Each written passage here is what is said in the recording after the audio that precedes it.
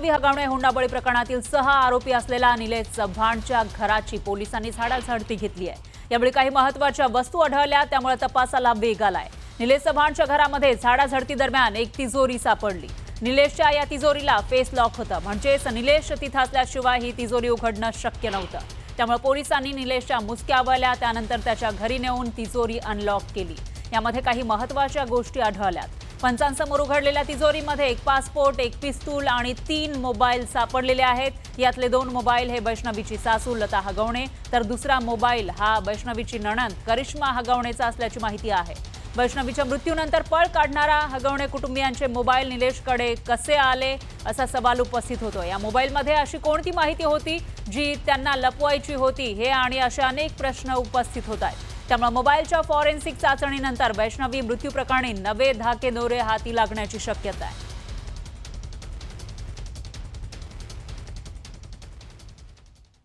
तर निलेश चव्हाणच्या तिजोरीमध्ये नेमकं काय सापडलंय ते आपण बघूयात ग्राफिक्सच्या माध्यमातून। याच्यामध्ये एक पिस्तूल सापडलेला आहे, फेस लॉक होतं या तिजोरीला आणि ती जेव्हा उघडली तेव्हा त्याच्यामध्ये एक पिस्तूल सापडलेला आहे आणि त्याचबरोबर पासपोर्ट सुद्धा सापडलेला आहे। तर विदाऊट पासपोर्ट निलेश चव्हाण हा नेपाळला पळालेला होता, पण त्याचा पासपोर्ट इथं तिजोरीमध्ये असेल। त्याच्यानंतर 3 मोबाईल सुद्धा सापडलेले आहेत आणि या 3 पैकी एक मोबाईल वैष्णवीची सासू हिचा होता अशी माहिती सुद्धा समोर येते। तर दुसरा मोबाईल हा वैष्णवीची नणंदेचा होता अशी ही माहिती समोर आली आहे। याचाच अर्थ अशा या तिजोरीमध्ये त्याने हे फोन लपवून ठेवलेले होते। करिश्मा हगवणे जी वैष्णवीची नणंद आहे, हिचा एक फोन या तिजोरीमध्ये सापडलाय। तर निलेश चव्हाणच्या घरातील लॉकरमध्ये सापडलेल्या वस्तूनंतर पोलीस तपासाला आणखी वेग आलेला आहे। वैष्णवी मृत्यू प्रकरणी नवे धागेदोरे हाती लागणार का हा सवाल उपस्थित होतोय, कारण या फोनमध्ये महत्त्वाची माहिती असण्याची शक्यता आहे। तर सापडलेल्या 3ही मोबाईलची तपासणी केली जाणार आहे आणि त्याच्यातून नेमकं काय समोर येतं ते बघावं लागेल। त्याचबरोबर वैष्णवीची नणंद आणि सासूच्या मोबाईलची फॉरेन्सिक तपासणी सुद्धा केली जाईल, कारण त्यांनी छळ केल्याचा आरोप त्यांच्यावर आहे आणि त्याचबरोबर कॉल हिस्ट्री, त्यांच्या मोबाईलमधली फोटो, व्हिडिओचा तपास सुद्धा केला जाईल, कारण याच्यामध्ये जी मारहाण झालेली होती किंवा ज्या पद्धतीनं कॉल त्यावेळेला केले गेले होते त्याचे पुरावे सापडण्याची शक्यता आहे। याशिवाय व्हॉट्सअप चॅट्सचा सुद्धा तपास केला जाणार आहे अशी ही माहिती समोर येते। तर वैष्णवीचा छळ केल्याचे नवे पुरावे यातून मिळणार का हा सवाल आहे, कारण जेव्हा मारहाण केली जात होती, छळ केला जात होता, ते रेकॉर्ड तर केलेलं नाहीये ना या फोनमध्ये, हाही सवाल आहे। दरम्यान तिसऱ्या फोनमध्ये नवे पुरावे हाती लागणार का हाही सवाल उपस्थित होतो। तिसरा फोन नेमका कोणाचा हा सवाल या ठिकाणी आहे, कारण निलेश चव्हाण हा हे फोन तिजोरीमध्ये ठेवून पसार झाला होता। तर वैष्णवी हगवणे हुंडाबळी प्रकरणामध्ये 6 आरोपी असलेला निलेश चव्हाणला नेपाळमधून पोलिसांनी अटक केली आहे। 10 दिवस पोलिसांना गुंगारा देणारा निलेश फेस टाइम कॉलमुळे पोलिसांच्या हाती लागला। या फेस टाइम कॉलमुळे तो पोलिसांच्या हाती लागला। निलेश चव्हाण 26 मे रोजी नेपाळमध्ये पोहोचताच त्यानं तिथलं सिम कार्ड विकत घेतलं आणि या सिम कार्डचा वापर फक्त इंटरनेटचा वापर करण्यासाठी त्यानं केला। याद्वारे त्यानं फोनमधील फेस टाइम कॉलिंग केलं। फेस टाइम कॉलिंग पोलिसांना ट्रेस करता येणार नाही असा त्याचा समज होता, पण पिंपरी चिंचवड पोलिसांच्या सायबर विभागानं मोठ्या शिताफीनं फेस टाइम कॉलिंगचे IP ॲड्रेस मिळवले आणि या आधारे त्यांना निलेशचे नेपाळमधील लोकेशन मिळालं। त्यामुळे निलेशला भारतात घटस्फोटीत मैत्रिणीला सोबत घेऊन फिरणं आणि नेपाळमध्ये फेस टाइम कॉलिंग करणं भोवल्याचं दिसतंय।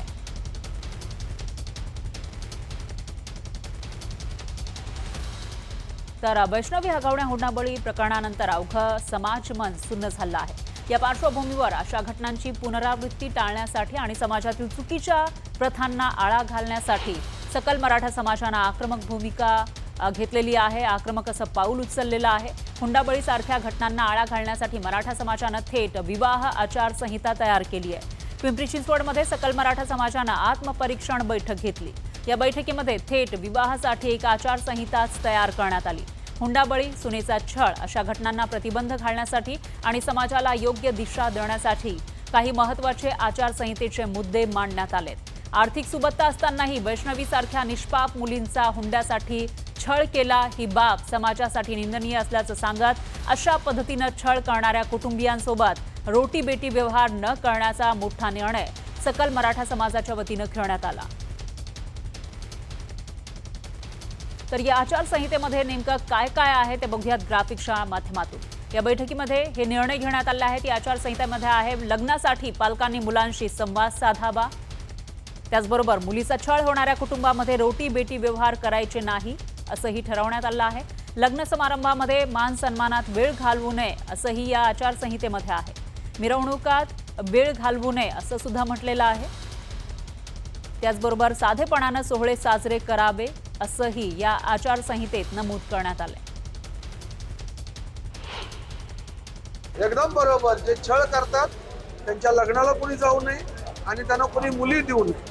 आणि जे लग्नामध्ये आतषबाजी करतात, भरपूर खर्च करतात, कोट्यावधी रुपये, त्यांच्या लग्नावरती समाजाने बहिष्कार टाकला पाहिजे. कारण श्रीमंत सदन वर्ग बदलला तर सामान्य लोक बदलणार आहे. अन्यथा अंधानुकरण इतर समाज देखील करतो. अडोणे सारखे प्रचंड बलाढ्य राजकीय क्षेत्रात काम करणारे नेते जेव्हा पैशासाठी आपल्या सुनेचा जीव घेतात, या गोष्टीचा करावा तेवढा निषेध कमी आहे. त्याचा निषेध करण्यासाठी आजची बैठक होती. तसेच येणाऱ्या काळामध्ये मराठा समाज किंवा इतर बहुजन समाजामध्ये जो कोणी फक्त पैशासाठी आपल्या सुनेचा छळ करेल, अशा कुटुंबाशी कुठल्याही प्रकारचा रोटी बेटी व्यवहार इथून पुढे केला जाऊ नये असा ठराव या बैठकीत करण्यात आलेला आहे. तर आता या आचारसंहितेचं पालन किती लोक करतात ते बघावं लागेल. यानंतर पाहूयात पुढची बातमी. छत्रपती संभाजीनगरमधील उद्योजक संतोष लड्डा यांच्या घरावरील दरोडा प्रकरणामध्ये मोठी अपडेट समोर आली आहे. पोलिसांनी आरोपी सूर्यकांत गंगणेची बायको आणि सासऱ्याला अटक केली आहे. या प्रकरणातील आरोपींची संख्या 12 वर गेलेली आहे. अमोल खोतकर एन्काउंटरमुळे हे प्रकरण अधिक चर्चेत आलं. तर एन्काउंटरवरून पोलिसांच्या भूमिकेवर संशय व्यक्त केला जातोय. दरम्यान अंबेजोगाईहून आरोपी सूर्यकांत गंगणेच्या बायको आणि सासऱ्याला अटक करण्यात आली आहे. विशेष म्हणजे गंगणेच्या बायकोकडून 8 लाखांची रोकड सुद्धा जप्त करण्यात आली आणि आरोपींनी चोरी केलेले दागिने बितळवून सोनं विकलं होतं अशी ही माहिती आहे. यातून त्यांना 8 लाख रुपये मिळाल्याची ही माहिती मिळते आहे. दरम्यान या प्रकरणातील आणखी काही सोनं सापडलेलं नसल्यानं विविध चर्चा सुरू झाल्यात. दरोड्याच्या तपासामध्ये आणखीन 2 आरोपी आम्ही अटक केले आहेत. सुरेश गंगणे याची पत्नी बबिता आणि त्याचा सासरा भारत कांबळे यांच्याकडून आम्ही 8 लाख रुपये रिकवर पण केले आहेत. त्यांना या गुन्ह्यामध्ये अटक केलेली आहे. दरोड्याची घटना घडल्यानंतर आरोपी सुरेश गंगणे आणि अमोल खोतकर हे शिर्डी, तिरुपती, श्रीशैल्यम या ठिकाणी देवदर्शनासाठी गेलेले होते अशी पण माहिती तपासामध्ये समोर आलेली आहे. त्या दृष्टीनं आमचा अधिकचा तपास सुरू आहे. सर, हे 8 लाख जे आहेत ते नेमके कशाचे? आरोपीनं जे सोनं मोडलं होतं, तर सोनं मोडल्यानंतर जी आलेली रक्कम आहे तर ती त्यांच्याकडे ठेवलेली होती, ती कॅश रिकवर केली आहे. अधिकचा तपास त्याच्यामध्ये सुरू आहे. फेस टाईम कॉलमुळे निलेश चव्हाण झाला ट्रेस. घटस्फोटीत मैत्रिणीला घेऊन फिरणं पडलं महागात. पिंपरी पोलिसांची कारवाई. माणिकराव कोकाटेंनी शेतकऱ्यांबाबत जपून बोलावं, काही गोष्टी मनात ठेवायच्या. अजित पवारांचा माणिकराव कोकाटेंना सल्ला.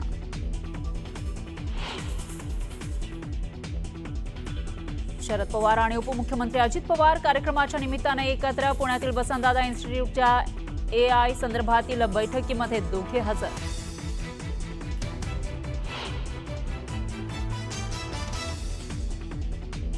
पालकमंत्रीपदावरून काही अडलं का? नाशिकच्या पालकमंत्रीपदाच्या प्रश्नावर मुख्यमंत्री फडणवीसांचं उत्तर. ठाकरे बंधूंनी एकत्र यावं. दिव्यामध्ये शिवसेना युबीटीची बॅनरबाजी. कल्याण ग्रामीण आणि दिवा शहराच्या विकासासाठी एकत्र हवे, बॅनरवर मजकूर.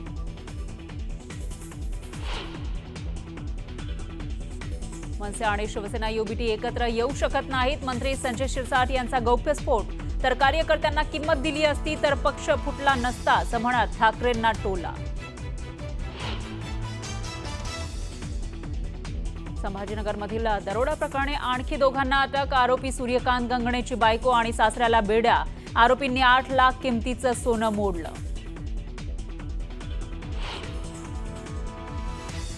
नाशिक कुंभमेळ्याच्या तारखा जाहीर. 2 ऑगस्ट 2027ला सोमवती अमावस्येच्या दिवशी पहिलं शाही स्नान.